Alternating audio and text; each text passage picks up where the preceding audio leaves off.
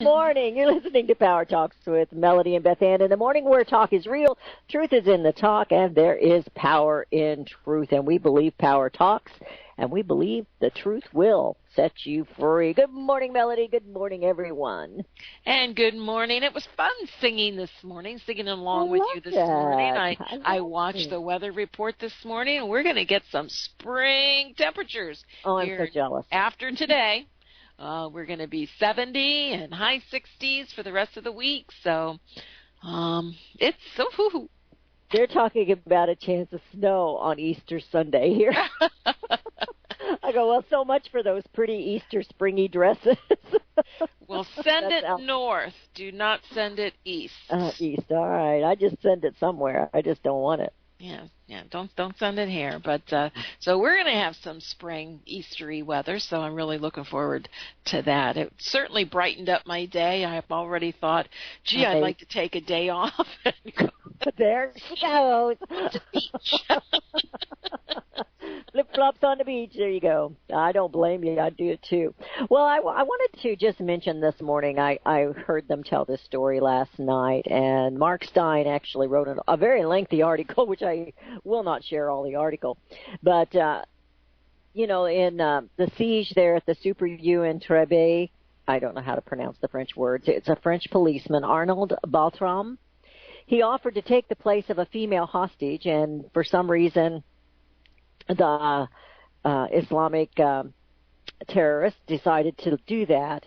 And he left his cell phone as he walked in on a table, so everyone outside, or those that were connected to him, the rest of the police force could hear what was being said and done and the shooting that took place. And he did lose his life. He gave the ultimate sacrifice. It said that he, on his deathbed, from his sick bed in the hospital, that he was married to his fiancée, Mirelli, and that they had planned a June wedding but could no longer wait. And so she married him just before he passed away. And I thought, wow. Chivalry is not dead. And what a tragic but beautiful love story. Excuse me. I tickled my throat. It was interesting because I really didn't follow that story, what was happening in France, in southern France. And I saw headlines, I read, so forth. But what I found truly amazing was you didn't see any media carrying that story at all. Too busy covering the stormy weather. Stormy weather. But, so it's, and I rarely watch Fox. I have a difficult time watching Fox in the evening for several reasons. But okay, I watch enough of it for both of us. Yeah, I know. So I was flipping last night, and Tucker Carlson was on, and he had a woman on there. She was a British investigator. Yes. Reporter. She is awesome. I can't remember her name, but she is awesome. And I wanted to pull it up, but she did a story on the homeless in L.A., these tent cities. Mm-hmm. And it was powerful. Oh, it's horrible. Horrible. Just the conditions are just horrible, and the whole bottom line and what you got out of it is California's more interested in sanctuary cities than tent cities and the conditions are just deplorable in which they live, and it's dangerous, and it's spreading, it's increasing. No one talks about it. No one seems to care to do anything about it. You have all these wealthy Hollywood elites who complain about they want to leave the U.S. and, well, why don't they clean up their own state? Because they really don't care. Oh, I know that, but I know that, but okay, I thought I was telling you something new. No, you weren't telling me something new. And it was just like, but it was a powerful.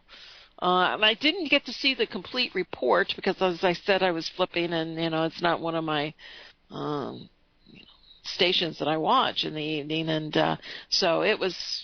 I just wanted to. She's. I've seen her on Tucker before, and she is from Europe, and she's a conservative over there, not very well liked, and she gets out and does some dangerous things. She is amazing. I know she's got bodyguards, but she gets out and does some pretty dangerous stuff, and she is amazing. Yeah, it really is sad that we had to have a British reporter report on, about what's happening here in the inner cities. Yeah. Well, now there was another report on that several months ago, and they actually drove through that same area, I think it was, and it's disgusting. I mean, it is disgusting what's there. And the fact that, like you said, they're more concerned about sanctuary cities than they are about their own homeless and the tent cities. And the other sad thing is, Melody, we're having more and more of that across this nation, not just in California, but in other states as well. And people just ignore it. They're all too busy in their ivory palaces, and they completely and totally ignore those here in this United States who have been without jobs for so long. They don't have any income. They're drug addicts or alcohol or whatever the case may be, not able to cope. And it's it's escalating in this nation, and it's really sad, and it's, we need to take care of our own. She did make a comment that I thought was interesting. She said that the only way that they'll be able to clean that out, and she was talking about LA, is to bring in the military. Oh, wow. Yeah, it is pretty violent, I think. It's pretty... And I thought to myself, what is wrong with that picture?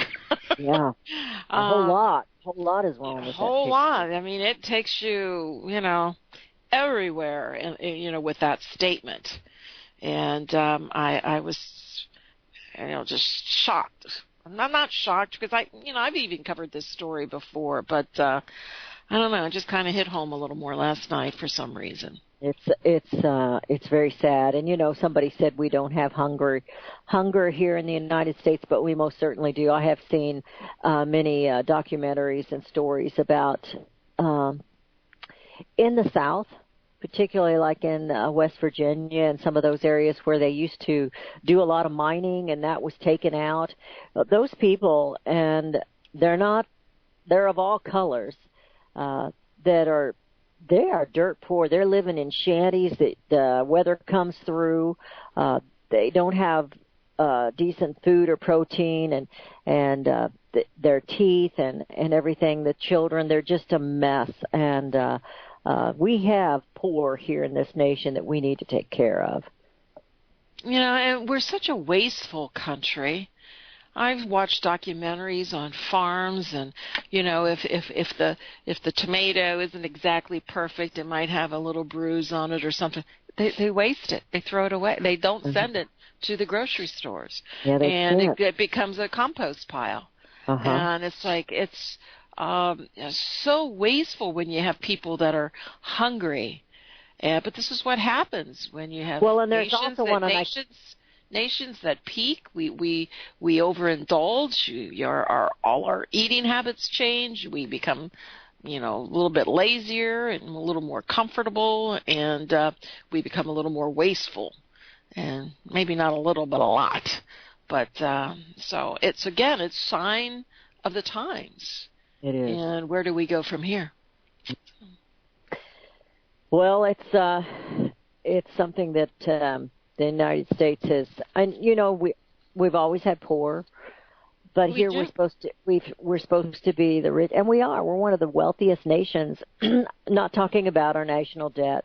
I'm talking about our natural resources and what we have here in this nation. We should be the absolute wealthiest nation, and all of our people should be fed. And I don't mean by handouts, but we should be able to take care of these that are down and out and get them back up and working. And we don't do that. We like to keep them down and out for some reason. But the ones in the South, and they're ignored. Nobody ever talks about them. And it's really sad. It is. On my news feed today, this was an op-ed out of the New York Times. And it truly is disturbing to some degree. Some might think it's very disturbing, but considering where it's coming from, but it's the beginning. I certainly don't believe this person wrote this op-ed. He is John Paul Stevens. and Supreme Court, retired, and he talks about repealing the Second Amendment. Wow. Now, the guy is 97 years old, so no offense to the listeners out there that's 97 years old. However, you're 97 years old, and this article, I find it hard to believe that, but anyway, he says it starts out rarely in his lifetime has he seen the type of civic engagement school children and their supporters demonstrated in D.C. and other major cities throughout the country this past Saturday.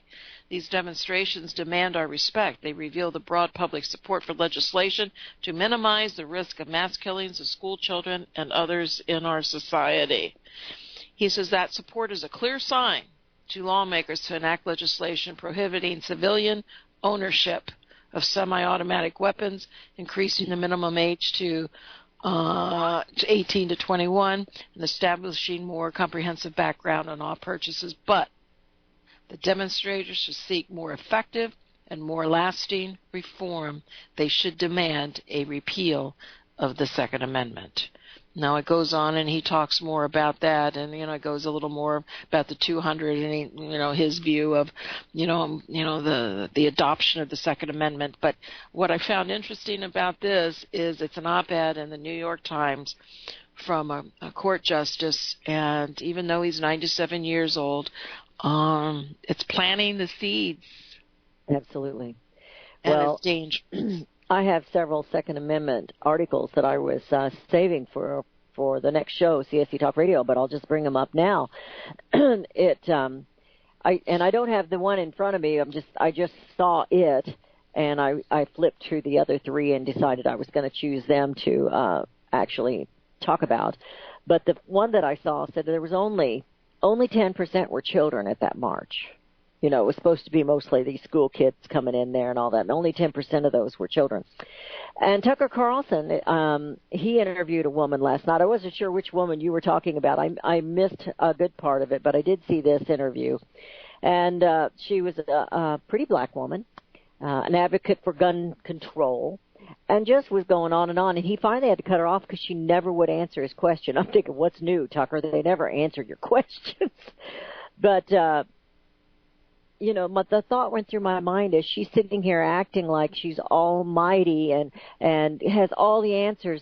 Do they not realize, and it chokes me up to think about this, do these folks not realize, her as a black woman, that they were the first ones the Democrat Party decided never should own guns? And do they think that was for their safety?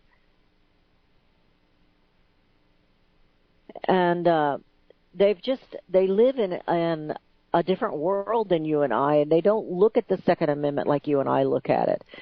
They don't look at the Constitution. Of course, they don't know we're a republic. They keep screaming this word democracy out. But the March for Our Lives, this is from the Daily Caller. They said that they had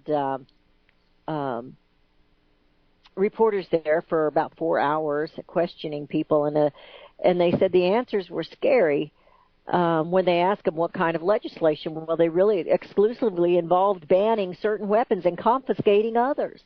Can you imagine if that happens, Melody, if they decide to start going door to door and taking guns from American citizens?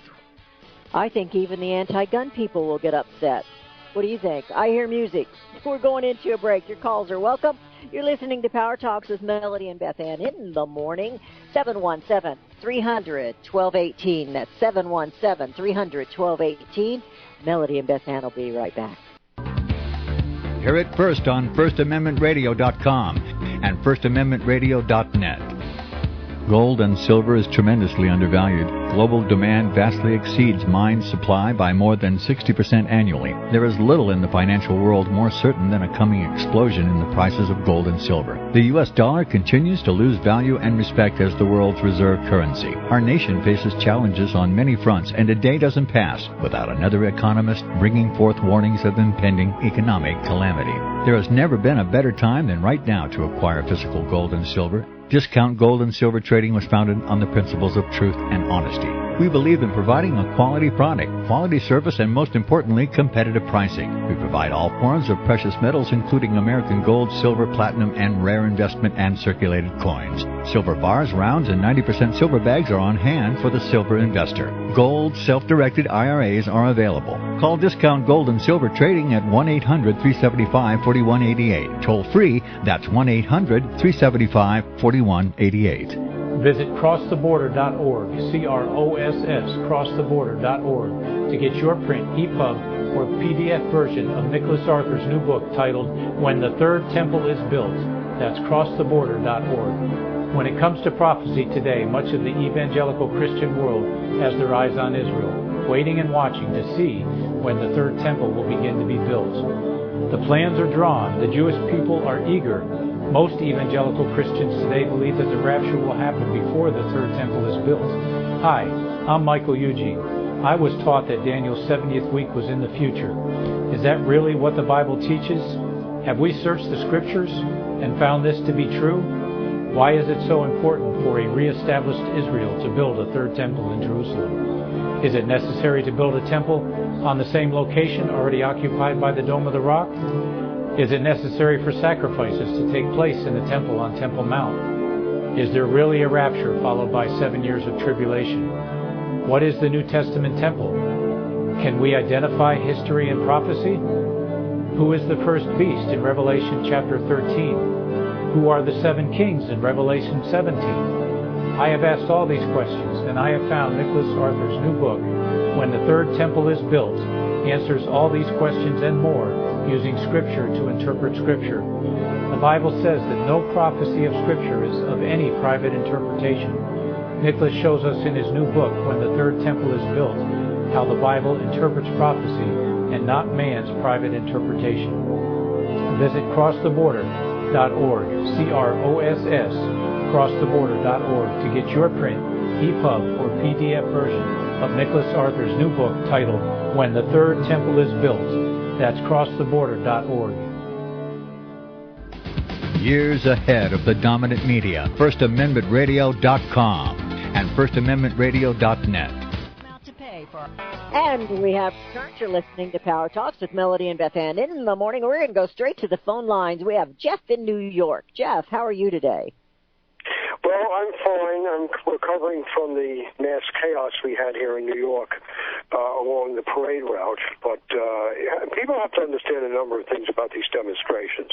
I wandered through the demonstration. I went over there for the American Free Press in Washington, and I went all through the crowd. First of all, the number of people, the demography of the crowd. What is this thing about student demonstrations? 60 to 70% of the people were absolutely 30 and up, okay? Every old commie in the world was over there.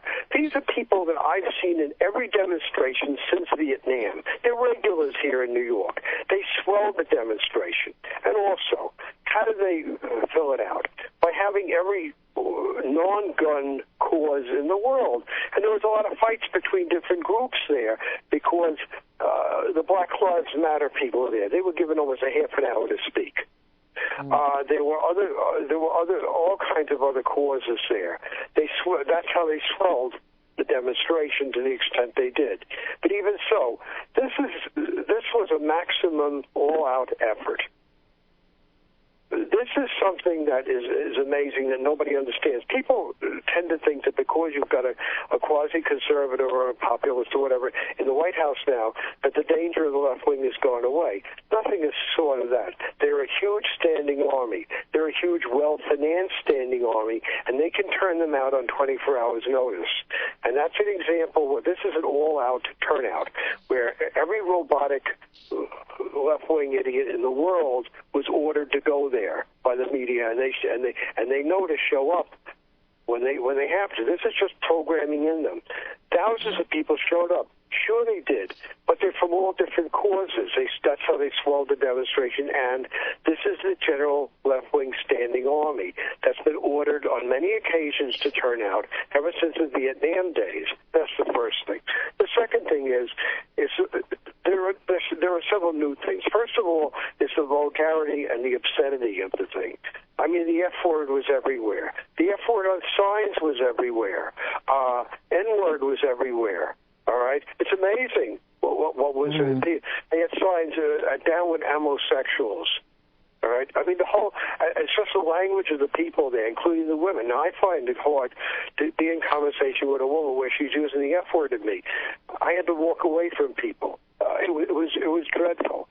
The thing is that, but at least 50% of the signs were not anti-gun. They were anti-Trump.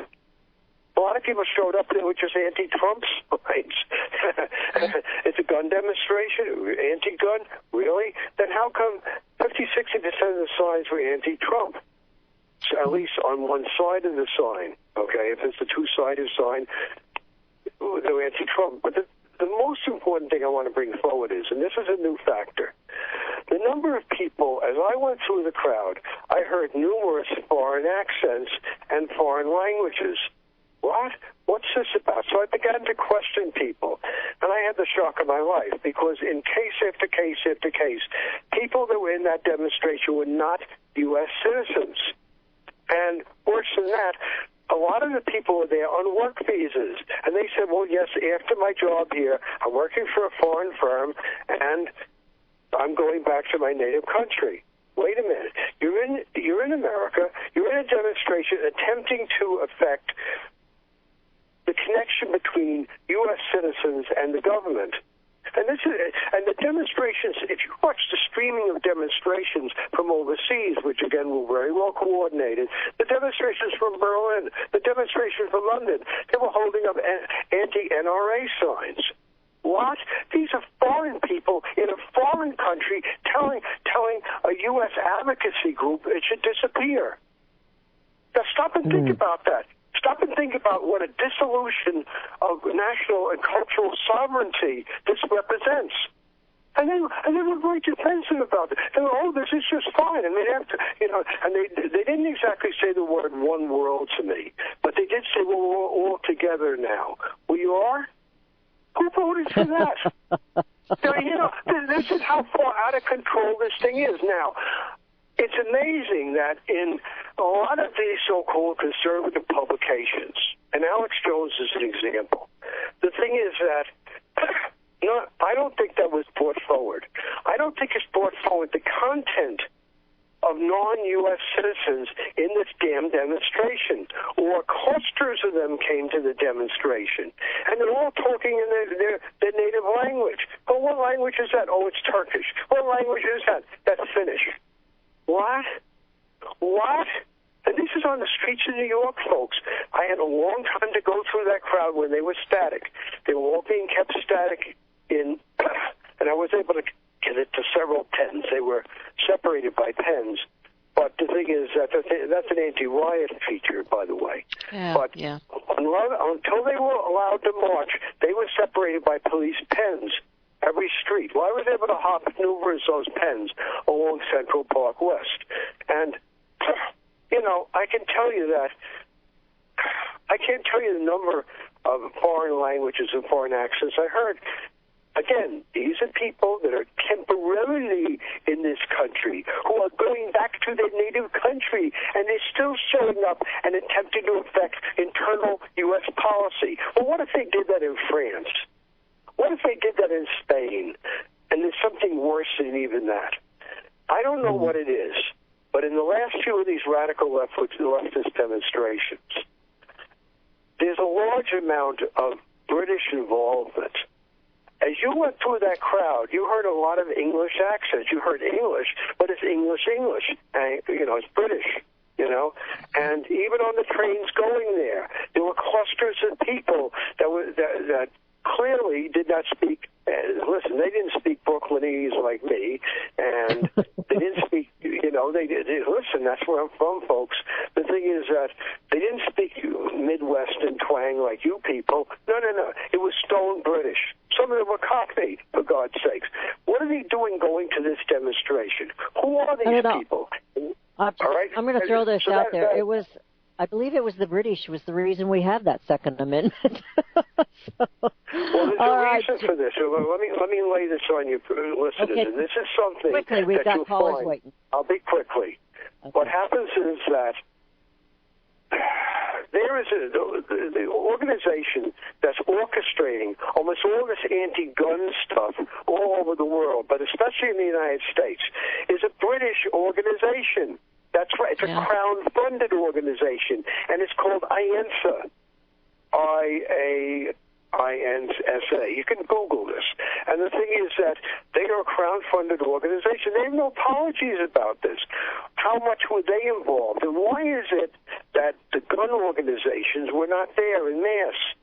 I mean, you need to ask all these gun organizations, why did they not have major guys showing up and debating with the media? Because the media was looking for alternative views.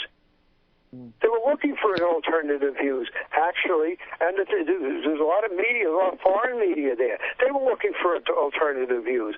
Why didn't the gun groups show up?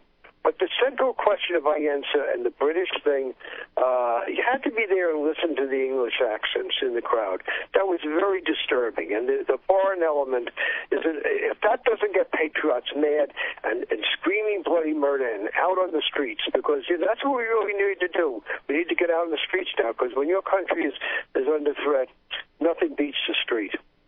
I think we just need more flag wavers out there. That's what I have to say. All right, appreciate Very it. good. Well, we do appreciate that, giving us a tour of what really happened in some of these demonstrations and so forth. And you had to be there and see this. Yeah.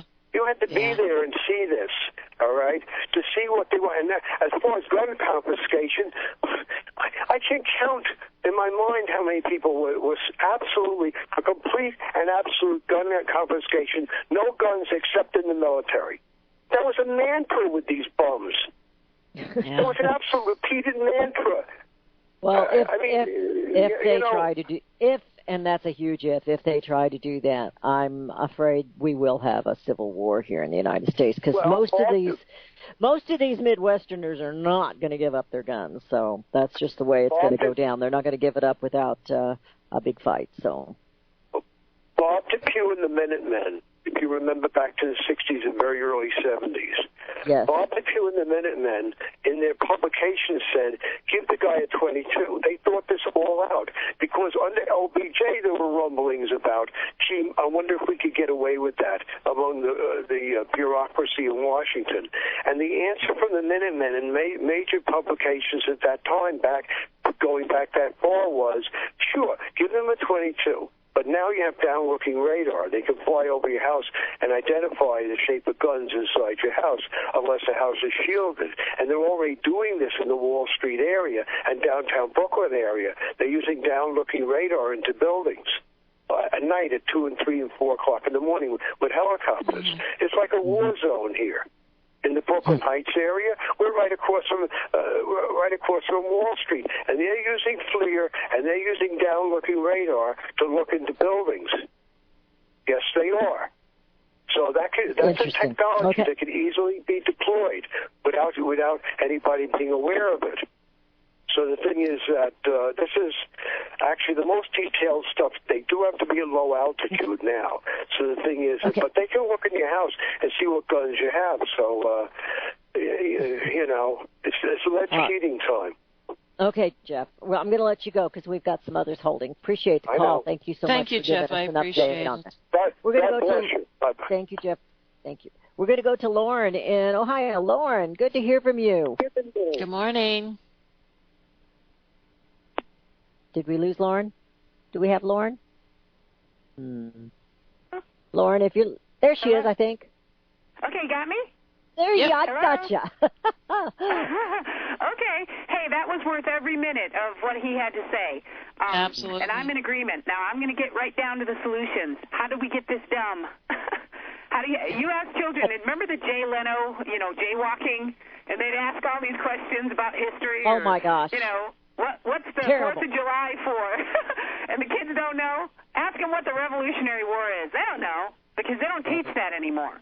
They don't teach your children their history. So whose fault is it that we're at this point? And I'm going to keep pointing my finger at the mothers and fathers in America that are too either lazy or ignorant. not understanding the damage that's occurring with their children in school, or just they're brainwashed themselves and they're dipping their children in the same lies. But it is our own fault. And the quickest way to solution, I know everybody, it's march, it's, join groups. No, it's get your children out of school. Because when there is not a mass indoctrination and peer pressure, there's more than two genders. Remember the kid that just got kicked out of school for saying in a discussion about sexes that there were only two sexes, XX and XY chromosomes, one's female and one's male. He got kicked out of class. So it's no longer about educating your children. There's really no point in purpose for having them there. Whole language, your children can't read. Fourth grade is about the level that the average American's reading now. New math, the children just give up because it doesn't make any sense. And so you're breaking their spirits, you're breaking their moral compass with this teaching them to kill their babies. They're marching for their lives. I'm wondering where the anti-abortion people, the pro-life people were, holding up the signs, march for your lives, stop killing your children. You know what I mean? I would have taken advantage of that if I was one of those marchers. But in the end, it's our own fault. And so You're absolutely right. Trying to reinforce, And then, did you see the testimony in the court case with the Omar Martin, the daughter-in-law? Remember I talked to you about the situation with Omar Martin being trained with James Wesley Howell was supposed to do a bombing, the gay pride parade on the same day that Omar Martin did the Florida shooting. Supposedly only him. It wasn't only him. Multiple shooters and all these things. His father, Omar Martin's father, FBI informant, and they had seen Omar Martin for FBI informant, and he was the one that saw Hillary Clinton and Uma Abedin at a CIA Islamic training camp, and that's when they cut off the interview with that lawyer, Brenda Corpian. And so none of this is organic. I'm not even worried about it because it's not really coming from the people. He's right about the English. It's their influence trying to influence, but again, there's not enough of them. Because, it doesn't matter what they said. Nobody's giving up their guns here. You may have a couple suckers. It's like the people that gave up their gold in the 30s. U.S. citizens can't have gold. Well, you're an American, not U.S. citizen. The U.S. citizen is the corporate entity.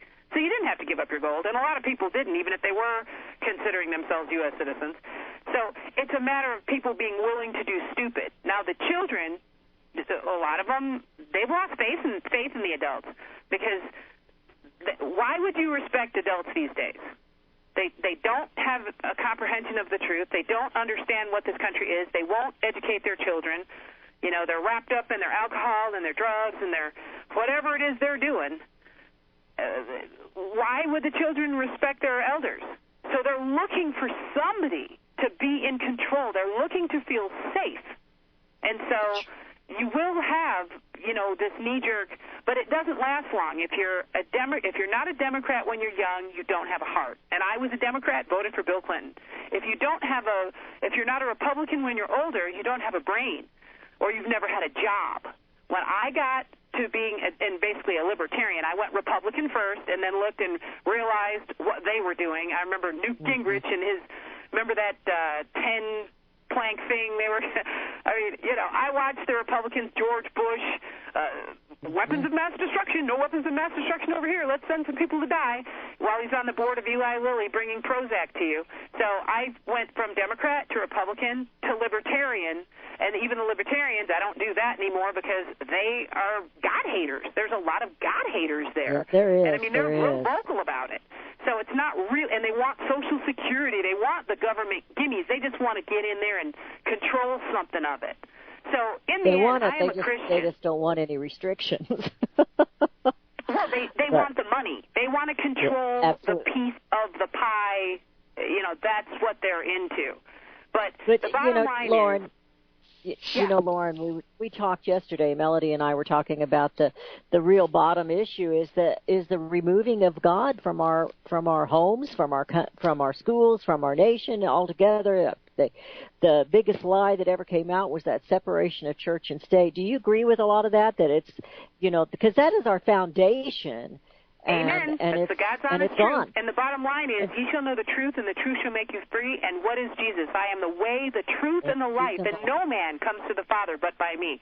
So when we turn our back on God, we turn our back on all power. Truth is the power. It's the thing that they're the most afraid of. It's why your children cannot have access to Jesus, the Christ, the King of Kings and Lord of Lords in the schools. They'll teach them all about Islam. They'll take them to porn shops. They'll tell them how to kill their babies. But they won't talk to them about the truth. And this is my point. Why are your children in that environment? Why are you paying your tax dollars to have your children taken from you? Morally, spiritually, and financially, they don't have any jobs. They've got no skill sets. They've got bad attitudes. They want to start at the top. I mean, these young people have been severely damaged. I want to start at the top, too. Well, hey, join the club. But guess what? Had to be the slow Doesn't grind. work that way. Had to do the grunt work. Well, if you start at the top, there's only one way to go, and that's down. Say again, I'm Double sorry. pretty fat. Thank you, Lauren, so much. You just Thank you. Our You guys day. have a beautiful day. Thank you too, God Lauren. bless you. We're going to go to Joe in Arkansas. Joe, how are you today? Oh, not really enjoying this gloomy day. I think the sky is darker now than I've ever seen it in broad daylight than ever before. So it's amazingly dark and cloudy and gloomy day. But I thought it was really interesting that your two previous callers mentioned the British connection and how we're being so much less misled by the British. And the first caller mentioned the heavy British involvement in the gun control demonstrations. And I think I see another situation where, again, we're being misled by the British government at least. And that's in this situation that's developing with Russia. And, okay, now they're really beating the drums for war against Russia, it looks like, with all these expulsions of Russian diplomats and so on like that. And I think it's all, I think none of it has to do with the interests of this country, like I mentioned before that John McCain said a few months ago. I heard a clip of his speech where he said Vladimir Putin threatens the New World Order. And I remember in 1993 when first President Bush got us involved in the war against Iraq. He said this is not about one small country. This is for the New World Order. So I think our government has been, pretty much completely hijacked, and the use of our military has been hijacked by people that aren't concerned about the defense of the United States, aren't concerned about the good of the United States.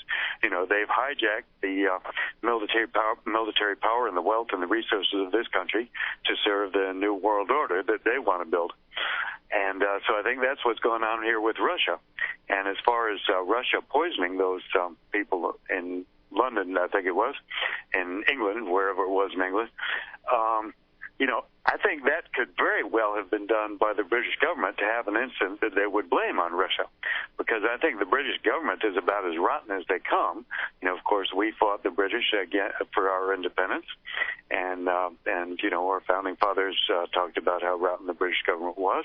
Then they tried to reconquer the country in 1812, and that didn't work. But I think they've always been trying to,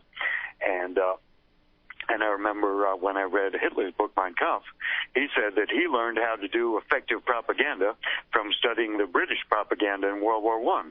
That the British put out all this propaganda against the Germans, just absolutely demonizing them as the worst possible beasts and subhuman monsters that there were in the world. And of course the Germans weren't any worse than anybody else. But he said that the British government's propaganda was very effective in getting the British people and the British soldiers to fight against the Germans, even though it was all lies. So I think that for a long time, we've been told that England is our friendly ally and all this kind of stuff, but I don't think England is our friend at all. And this whole New World Order thing seems to come mostly out of London. I heard a long time ago that a lot of them over there still call us the colonists. Well,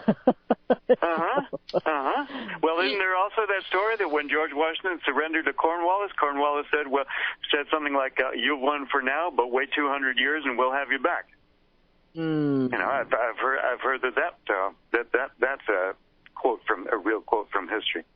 So it looks like now the New World Order, and particularly the British, are wanting to get us into a war with Russia. And unfortunately, it looks like Trump, is being misled to go right along with it, and I don't like that. Well, we'll see. I appreciate it, Joe. Thank you for your input as usual. Appreciate it. We're in kind of a mess, aren't we, Melody? It is interesting.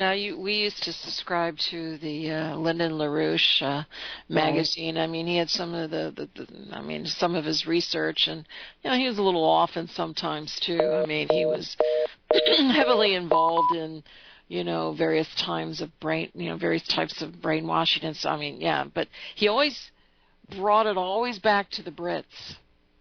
I mean, he just blamed everything on the British, and he had this agenda laid out that this is what the British, and it was really kind of fascinating. He wrote to the point where, or his writers wrote to the point where lots of times you had to read it, 2 or 3 times. I mean, it was just, sometimes it was just so far out and detailed as far as the progression of the influence on the U.S. from the British, and that their goal was, to incorporate itself into our government and everything. And you see and hear more. I mean, how many actors are British? They talk. I mean, it's just like everywhere you turn, you see more and more British. We're going into a break, but yes, it is getting disturbing. We have been invaded, I do believe. You're listening to Power Talks with Melody and Beth Ann in the morning. Your calls are welcome at 717-300-1218. That's 717-300-1218. And Melody and Beth Ann, we're going to be right back. Hear it first on FirstAmendmentRadio.com and FirstAmendmentRadio.net. Since the beginning of time, kings have sought it, nations have fought for it. It has been traded, it has been borrowed, it has been purchased, it has been stolen. There's a reason for it. To secure the blessings of liberty to ourselves and to our posterity. Invest with the security of gold and silver. Call Discount Gold and Silver Trading at 1-800-375-4188 or visit discountgoldandsilvertrading.net. Listen to Financial Survival with your host, Melody Cedarstrom, right here on FirstAmendmentRadio.com at 4 p.m. Eastern or 1 p.m. Pacific Time. Visit DiscountGoldandSilverTrading.net or call Discount Gold and Silver Trading at 1-800-375-4188. Toll free, 1-800-375-4188.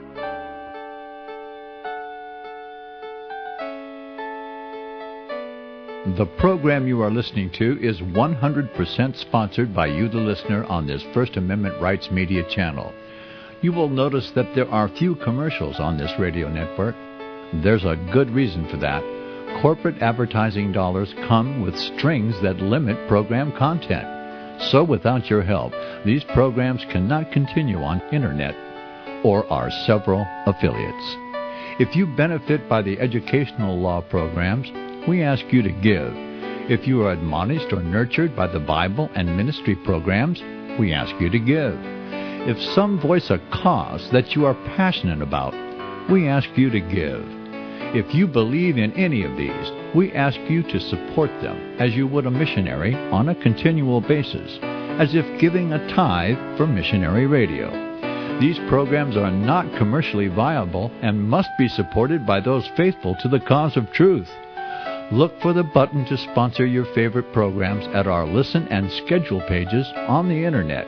Then, when you subscribe, we will send you the last quarterly MP3 CD of that program immediately, and continue to do so with each new quarter.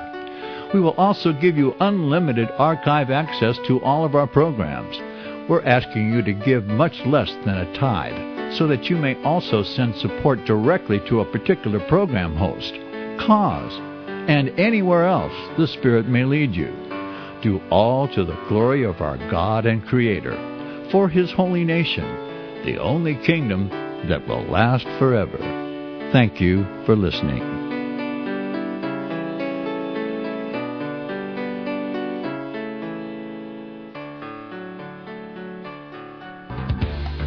Hear it first on FirstAmendmentRadio.com and FirstAmendmentRadio.net. And we have returned. You're listening to Power Talks with Melody and Beth Ann in the morning, and we have another caller. We have David from Iowa. David, how are you today? Oh, doing pretty well, pretty well. Calling about my favorite caller is Lauren from Ohio. She's disillusioned with the libertarians. Now I can understand that. Recommendation. Key in your search engine, 2016 Constitution Party platform. It'll be a 31-page PDF. Download that. That is the way the country should be run. Melody, I believe I sent you a copy of that quite a while ago, if I remember right. How long ago? 6 months. Maybe 6 months. It's been a long time. Are you sure you did? Yep, I'm pretty sure I did. It's 31 pages. It's not a small wimpy thing. Because I don't recall. This thing is amazing. I've been voting for the Constitution Party since 2004. And in 2008, when Ron Paul ran for president, I was at Minneapolis at his convention. And later in the year, when he found that he wasn't going to get the nomination, he said, vote for the Constitution Party. That came out of his words out of his mouth. I interviewed, I can't remember his name right now. It's that was running on the Constitution Party in 2016, and I had him on. Chuck Baldwin was one of them. Not in 20. Daryl Castle and Scott Bradley. Castle. It was Castle. Yep. And I liked the man. I really liked the man, but they were totally disorganized, and there was no way. And I really like what they stand for. I liked the man, but there was just no way he was. He did not impress me because of the lack of organization.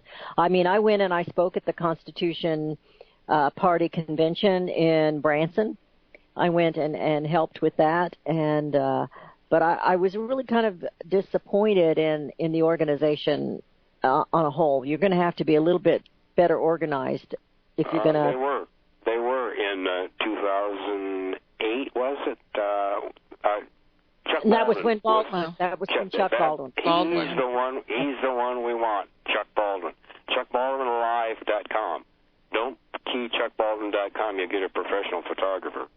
ChuckBaldwinLive.com. He's the one you want to be president. He's Constitution Party. All right. Well, the other's the Constitution Party too. Chuck Baldwin just didn't run in 2016, so Castle did, and I had him on the air, and I do like what the party stands for, yes. But they just were totally unorganized, and that was a disappointment to me. But yeah, I agree. These two parties, the Democrat and the Republican, they've got a monopoly, and they've got it made, and that's what the swamp is. It's the two of them together. And the timing is perfect for another field. Yes. Let's upset the apple cart. I mean, 100%. It's the perfect time. It is a perfect time. Yeah, Draft Chuck Baldwin. That'd be my answer. Draft Chuck Baldwin. He isn't wimpy. Right. He's organized. No, he's not wimpy. All right. Appreciate the call, David. Appreciate that. Thank you, ladies. And we do. We have to stop voting party and start voting people. You know, and I've been asked to sit on as a judge on a panel here in the state of Missouri. It'll be a small one. It'll be a locally run one, and they're going to bring the senators in to have a debate. And of course, you know, Claire McCaskill, she's not going to show up. She doesn't need to be questioned. She's not going to show up and answer any of the questions for some of the stupid remarks and stupid things she's done as a senator, and neither will some of the others that are the established Republicans and Democrats. But there will be some that'll show up, and that should be an interesting thing to take place. And that'll be in April in Hallsville, Missouri. They just called me about it yesterday. So We talk about organization and these grassroots movements and so forth. And I can remember when gasoline, I've told this story before, when gasoline back in, 2008-9 was, running $150 per barrel in oil, and gasoline was $4 and $5, $6, $7 in some places, might have even been $8 like in California, and the economy just came to a screeching halt. And truckers, the biggest voice out there were the truckers, because, they couldn't afford the gasoline, the private drivers and so forth. And there was a big story that was circulating that all the truckers were going to drive to D.C. and, shut down, D.C. and this and that and so forth. And I have a lot of truckers. I used to advertise with Raleigh James, and she was a big supporter of the trucking business and the movement and so forth. And so I had a lot of clients that were truckers, so I talked to them. Well, what do you see? What do you hear? And, what are you going to do? And so forth. So I kind of had a little bit of a, thumb on the heartbeat. Mm-hmm. And I remember talking to this one trucker, and he says, it's not going to happen, Melody. He says, the idea is great. He says, but it's so unorganized. Mm. He says, people can't get together for one reason or another. They always put their own personal agenda in front and forget the big picture. And many can't. And many can't. Yeah. For personal reasons. And he says it's just not organized. It's just not going to happen. So then I started thinking about, what, we've always tried to accomplish. We're a grassroots movement. We're trying to educate people, and the Constitution Party, and it's just like there's no organization.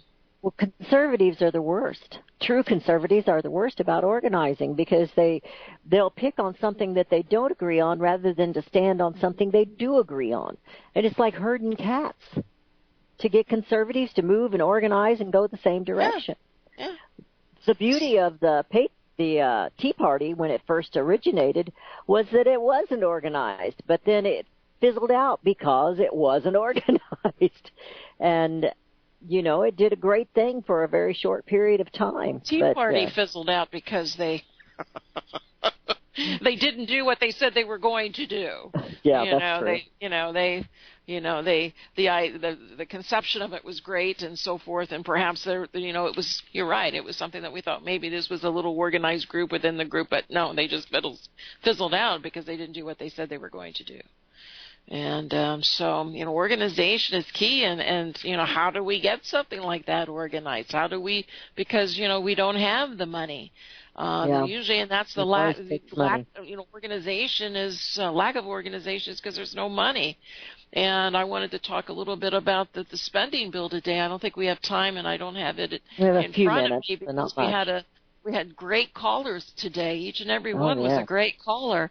But in the spending bill, I was going to talk about it in the my 4 o'clock show today, so you'll have to tune in to Financial Survival. Oh, she's giving us a teaser. She's giving us a 4 p.m. Eastern today. I have Rob West is going to be joining me for the hour today. Butch Paul was unable to do so. So, I have a new guest host today. But in the spending bill, Rob's a good guy. Rob's a good guy. Campaign finance, they shove it through. Everybody just talked about, one little thing or this little thing, but the big stuff, it was on like page 1599, the page. Who gets there?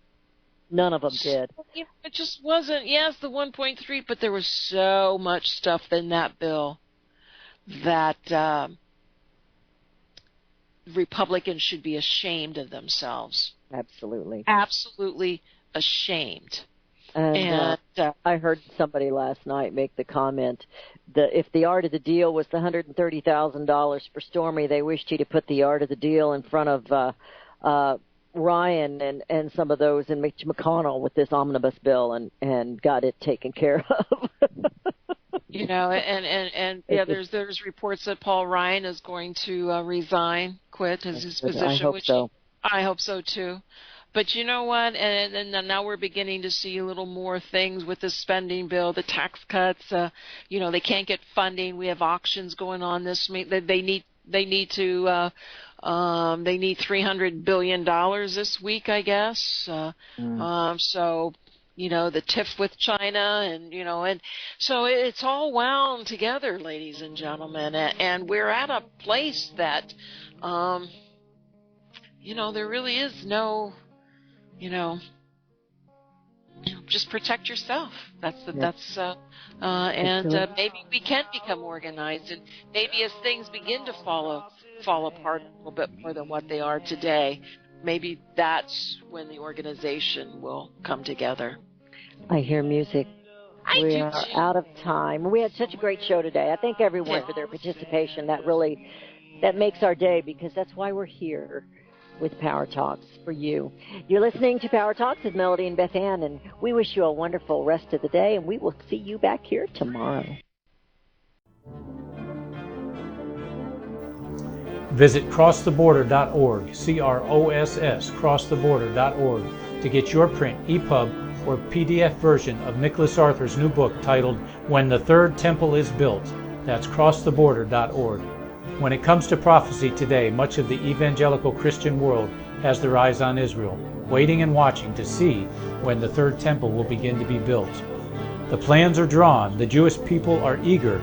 Most evangelical Christians today believe that the rapture will happen before the third temple is built. Hi, I'm Michael Eugene. I was taught that Daniel's 70th week was in the future. Is that really what the Bible teaches? Have we searched the Scriptures and found this to be true? Why is it so important for a re-established Israel to build a third temple in Jerusalem? Is it necessary to build a temple on the same location already occupied by the Dome of the Rock? Is it necessary for sacrifices to take place in the temple on Temple Mount? Is there really a rapture followed by 7 years of tribulation? What is the New Testament temple? Can we identify history and prophecy? Who is the first beast in Revelation chapter 13? Who are the 7 kings in Revelation 17? I have asked all these questions, and I have found Nicholas Arthur's new book, When the Third Temple is Built, answers all these questions and more using Scripture to interpret Scripture. The Bible says that no prophecy of Scripture is of any private interpretation. Nicholas shows us in his new book, When the Third Temple is Built, how the Bible interprets prophecy and not man's private interpretation. Visit crosstheborder.org, crosstheborder.org, to get your print, EPUB, or PDF version of Nicholas Arthur's new book titled When the Third Temple is Built. That's crosstheborder.org. The book of Revelation says, the spirit of prophecy is the testimony of Jesus Christ. This is at the very heart of FirstAmendmentRadio.com. In that spirit, we have created the Prophecy Reality News app for all of your mobile devices, streaming First Amendment Radio 24 hours a day, 7 days a week. Available for your Apple, Android device, and smartphone, absolutely free. Get the Prophecy Reality News app installed today, so you can listen to First Amendment Radio wherever you are. The Prophecy Reality News app. Get it now. Since the beginning of time, kings have sought it, nations have fought for it. It has been traded, it has been borrowed, it has been purchased, it has been stolen. There's a reason for it. To secure the blessings of liberty to ourselves and to our posterity. Invest with the security of gold and silver. Call Discount Gold and Silver Trading at 1-800-375-4188 or visit discountgoldandsilvertrading.net. Listen to Financial Survival with your host Melody Cedarstrom right here on FirstAmendmentRadio.com at 4 p.m. Eastern or 1 p.m. Pacific Time. Visit discountgoldandsilvertrading.net or call Discount Gold and Silver Trading at 1-800-375-4188. Toll free 1-800-375-4188.